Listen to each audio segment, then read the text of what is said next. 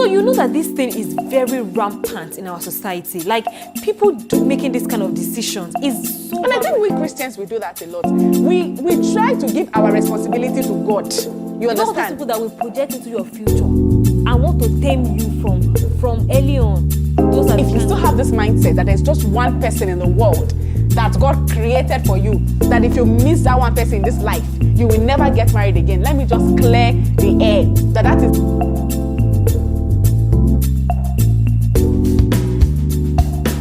Hi guys, welcome back to another episode on the Truth and Tales podcast with your favorite host, Yemi and Victoria. Yay! We're so excited to be back again with you guys for another episode. And I know we always say this, that we're excited. Yes, we are always excited to talk with you guys and to just chat about life and how we live it. And today we are back with another interesting episode, a juicy episode. Thank you guys for always following the podcast, for always following our episode and for engaging with the episode. We really appreciate you guys. So without wasting so much of our time today, let's get into the topic, because I feel like there's a lot to talk about on today's conversation. So I don't want us to take so much time. So Victoria, please give us the truth of the day. Is it the truth of the day now, or is it the tale of the day? Which category? I think this one is a tale. I don't even know that. This is a tale, actually. So, yes, today we have the tale of the day, and Victoria is just going to give it to us. So, you guys, just please relax. All right. Hi, guys. Welcome again. So, today we'll be talking about a very interesting topic, just like Yemi has said. This person actually was asking for an advice, of course, in one of the platforms we belong to. So let me just go dive into it. So she said, hello, good evening. Please, I want to share my story on your page. I just need advice from my fellow woman. I got married in 2018 to a man I met on Facebook. We got married barely 3 months after meeting each other. It was gentle and cool then. And they all.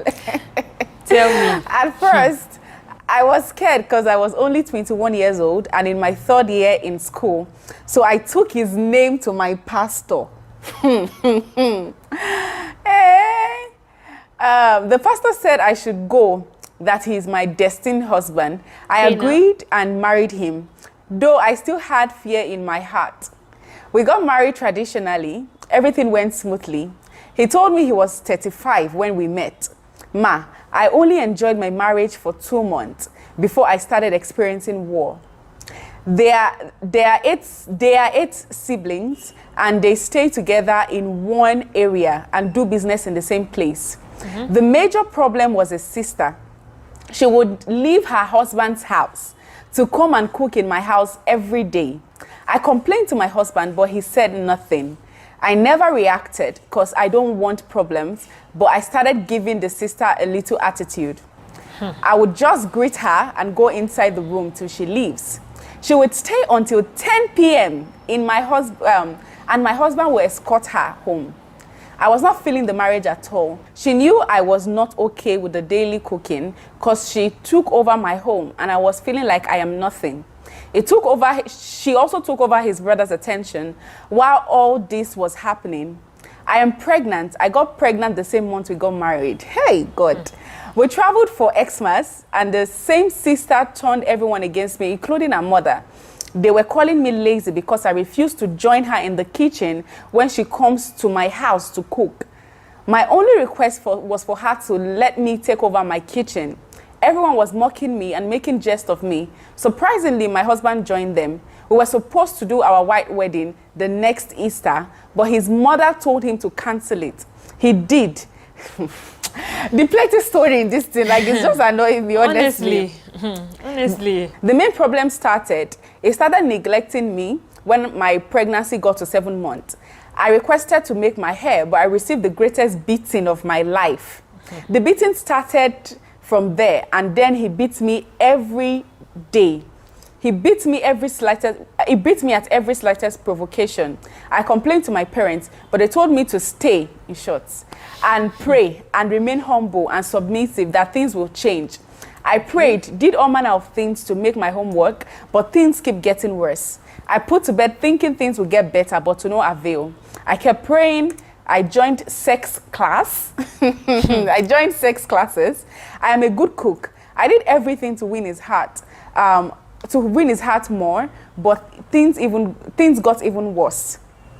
He was cheating with everything in the skirt. Hey God, how many problems for one marriage? Honestly. Honestly. When my baby was 6, as I'm reading it, I just keep wondering, like, what exactly is this? You understand?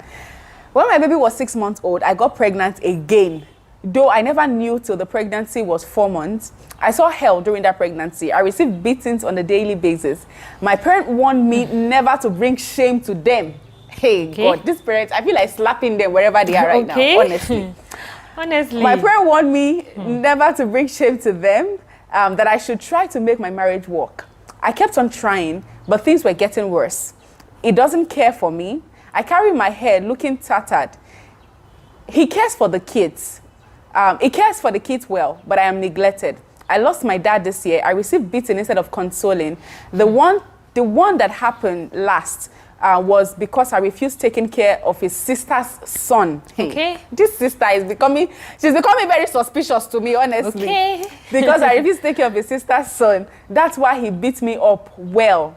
I reported to human rights and they resolved it by telling me, by giving him the last chance. Sorry, let me take that again. Okay. I reported to human rights and they resolved it by telling me to give him last chance. Who are those human rights? Who are those people exactly that are the human rights? If it's that will in ask Nigeria, you to remain in an abusive relationship? Forget. There are not any human rights in it. He got worse. It kept being equal. In a normal setting, 3 months is too small for you to get to do your due diligence on someone you are meeting on the internet, on social media, or even if it's not social media, someone that's maybe somebody even introduced to you that you have never seen anywhere before. This is somebody that you're just seeing for the first time, or you're just getting to know for the first time. 3 months is too small to do your due diligence, because time, people can pretend, okay, but time will expose people. So if you give it more time, you get to know, you get to see things that, you know, you get to a point that even if you are lying, even if you are pretending, you will let your